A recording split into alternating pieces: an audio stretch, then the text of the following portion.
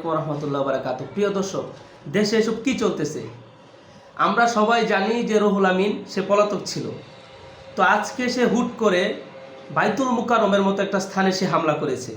বিষয়টা একবার চিন্তা করে দেখেছেন যে আমাদের দেশ স্বাধীন হওয়ার পর তার গুন্ডা বাহিনীদেরকে নিয়ে কতটুকু তার ভিতরে সাহস থাকলে বা সে গোপনীয়ভাবে হয়তো তার অনেক ক্ষমতা আছে, আর না হয় সে কিভাবে আমাদের এই শুক্রবার জুমার দিন জুমার নামাজের সময় সে মুসল্লিদের উপরে সে আজকে তার গুন্ডা বাহিনী নিয়ে ওইখানে সে হামলা করেছে।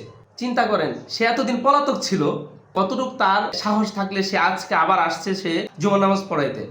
আমরা তো সবাই জানি যে সে শেখ হাসিনার পা চাটা গোলাম ছিল। ঠিক আছে, বাইতুল মুকাররম আমাদের মানে বাংলাদেশের সব থেকে বড় মসজিদ, এটাকে আমরা সবাই একটা উঁচু স্থানে দেখি। এইখানে তার মতো একটা মানে এতটুকু যোগ্যতা দিয়ে এখানে সে বাইতুল মুকাররমের খতিব আমরা আশা করি না যে সে থাকার মতো। ঠিক আছে, তো এটা আমরা সবাই জানতাম যে শেখ হাসিনা তাকে তার পা চাট, তো এই জন্য তাকে এখানে যেভাবে হোক তাকে দায়িত্ব দিয়েছিল। তো আমরা সরকারের কাছে দাবি করি যে তাকে এবং তার গুন্ডা বাহিনীকে এবং তার সাথে যারা জড়িত আছে তাদেরকে ধরে সরকারের কাছে আমরা এটা আগুল আবেদন করতেছি যে তাদেরকে কঠিন থেকে কঠিনতম শাস্তি দেওয়া হোক, যেন বাংলাদেশে এরকম বিশৃঙ্খলা আর কেউ কখনো না ঘটাতে পারে। আমরা চাই যে তাকে এমনভাবে ধরা হোক, এদেরকে দেখে যেন বাংলাদেশে যারা এসব দুঃসাহস নিয়ে এখনো ঘোরাঘুরি করতেছে তারা যেন ঠিক হয়ে যায়।